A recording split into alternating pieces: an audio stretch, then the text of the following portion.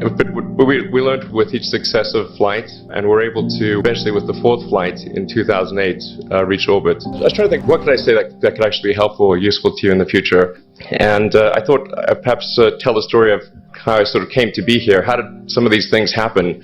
And maybe there's some lessons there, because I often find myself wondering, how did this happen?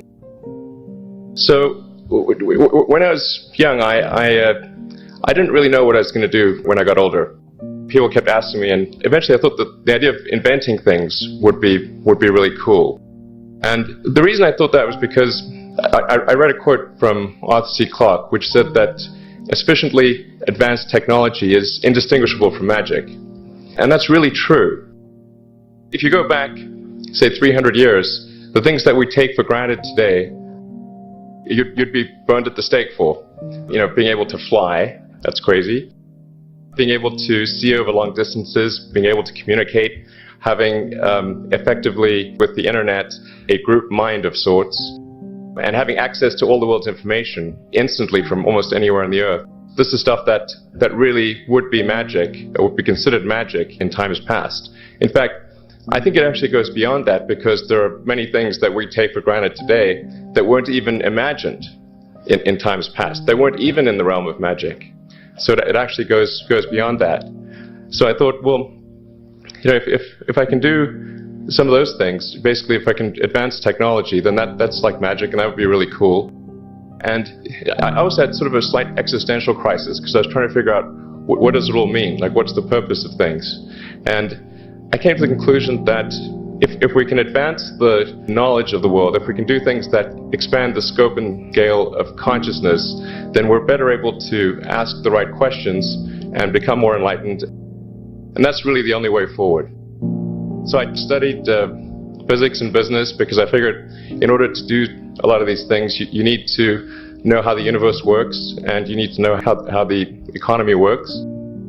And you also need to be able to bring a lot of people together to work with you to create something, because it's very difficult to do something as an individual if it's a significant technology. So I originally came out to California to try to figure out how to improve the energy density of electric vehicles, basically to try to figure out if there was an advanced capacitor that could serve as an alternative to batteries. That was in '95, and that's also when the internet started to happen. And I thought, well, I can either pursue this technology where success may not be one of the possible outcomes, which is always tricky, or participate in the internet and be part of it. So I decided to drop out. Did some internet stuff. Did a few things here and there. One of which was PayPal. And I think maybe it's helpful to say one of the things that was important then in the creation of PayPal was kind of how it started, because the initial thought was with PayPal was to create an agglomeration of financial services, so to have one place where all of your financial services needs would be seamlessly integrated and work smoothly. And then we had like a little feature which was to do email payments. And whenever we'd show the system off to someone, we'd show the hard part, which was the agglomeration of financial services, which was quite difficult to put together. Nobody was interested. Then we'd show people email payments, which was actually quite easy, and everybody was interested. So this is, I think it's important to take feedback from your environment. You know, you want to be as closed loop as possible. So we focused on email payments and really try to make that work, and that's what really got things to take off. But if we hadn't responded to what people said, then we probably would not have been successful. So it's important to look for things like that and focus on them when you see them, and correct your prior assumptions. And then going from PayPal, I thought, well, what are some of the other problems that are likely to most affect the future of humanity?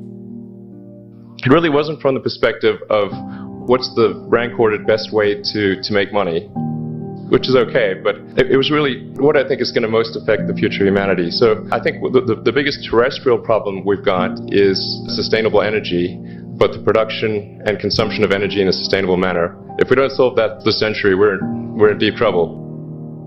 And then the other one being the extension of life beyond Earth to make life multiplanetary. So the latter is the basis for SpaceX, and the former is the basis for Tesla and Solar City. And when I started SpaceX, initially I thought that, well, there's no way one could possibly start a rocket company. I wasn't that crazy. I thought, well, what is a way to increase NASA's budget? That was actually my initial goal. So I thought, well, if we can do a low-cost mission to Mars, something called Mars Oasis, which would land seeds in dehydrated nutrient gel, and you hydrate them upon landing, and then you'd have this great sort of money shot of green plants on a red background. The public tends to respond to precedents and superlatives, and this would be the first life on Mars, the furthest that life's ever traveled, as far as we know. And I thought, well, that would get people really excited, and therefore increase NASA's budget. So obviously, the financial outcome from such a mission would probably be zero. So anything better than that was on the upside. So I actually went to Russia 3 times to look at buying a refurbished ICBM, because that was the best deal. And I can tell you it was very weird going there in late 2001, 2002, going to the Russian rocket forces and saying, I'd like to buy 2 of your biggest rockets, but you can keep the nuke. That's a lot more. They thought I was crazy, but I did have money, so that was okay. After making several trips to Russia, I came to the conclusion that actually my initial impression was wrong, because my initial thought was, well, that there's not enough will to explore and expand beyond Earth and have a Mars base and that kind of thing. But I came to the conclusion that that was wrong. In fact, there's plenty of will, particularly in the United States, because the United States is a nation of explorers, of people who came here from other parts of the world. I think the United States is really a distillation of the spirit of human exploration. But if people think it's impossible, or it's going to completely break the federal budget, then they're not going to do it. So after my 3rd trip, I said, okay, well, what we really need to do here is try to solve the space transport problem. And started SpaceX. And this was against the advice of pretty much everyone I talked to. One friend made me sit down and watch a bunch of videos of rockets blowing up. Let me tell you, he wasn't far wrong. It was tough going there in the beginning, because I'd never built anything physical. I mean, I'd built like little model rockets as a kid and that kind of thing, but I'd never had a company that built anything physical. So I had to kind of figure out how to do all these things and bring together the right team of people. And so we did all that and then failed 3 times. It was tough going. Because the thing about a rocket is the passing grade is 100%. And you don't get to actually test the rocket in the real environment that it's going to be in. So I think, so the best analogy for rocket engineering is like if you want to create a really complicated bit of software, you can't run the software as an integrated whole, and you can't run it on the computer it's intended to run on. But the first time you put it all together and run it on that computer, it must run with no bugs. That's basically the essence of it. So we missed the mark there. The first launch, I was picking up bits of rocket near the launch site. It was a bit sad. But we learned with each successive flight, and we're able to eventually, with the 4th flight in 2008, reach orbit.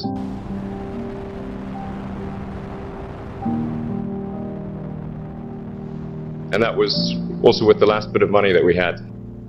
So thank goodness that happened. I think the saying is 4th time's the charm. So we got the Falcon 1 to orbit, and then began to scale that up to the Falcon 9, which is about an order of magnitude more thrust. It's around 1 million pounds of thrust. And we managed to get that to orbit, and then developed a Dragon spacecraft, which recently was able to dock and return to Earth from the space station. That was a white-knuckled event. It's a huge relief. Still can't quite believe it actually happened. But there's a lot more that must happen beyond this in order for humanity to become a spacefaring civilization, ultimately a multi-planet species. And that's something I think it's vitally important, and I hope that some of you will participate in that, either at SpaceX or at other companies, because it's just really one of the most important things for the preservation and extension of consciousness. mean, it's worth noting, as I'm sure people are aware, that the Earth has been around for 4 billion years, and civilization, at least in terms of having writing, has been around for 10,000 years, and that's being generous. So it's really somewhat of a tenuous existence that civilization and consciousness, as we know it, has been on Earth. And I think I'm actually fairly optimistic about the future of Earth. I don't want to sort of people to have the wrong impression that I think we're all about to die. I think things will most likely be okay for a long time on Earth. But not for sure, but most likely.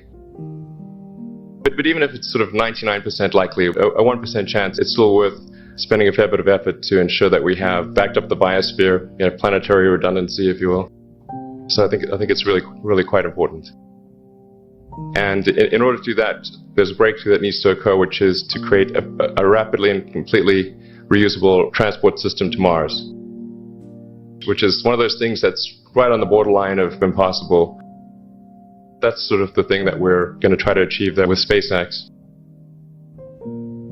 And then on the Tesla front, the goal with Tesla was really to try to show what electric cars can do, because people had the wrong impression. We had to change people's perception of an electric vehicle, because they used to think of it as something that was slow and ugly and had low range, kind of like a golf cart. So that's why we created the Tesla Roadster, to show that you can be fast, attractive, and long range. And it's amazing how, even though you can show that something works on paper and the calculations are very clear, until you actually have the physical object and they can drive it, it doesn't really sink in for people. So that, I think, is something worth noting. If you're going to create a company, the first thing you should try to do is create a working prototype. Everything looks great on PowerPoint. You can make anything work on PowerPoint, but if you have an actual demonstration article, even if it's in primitive form, that's much more effective for convincing people.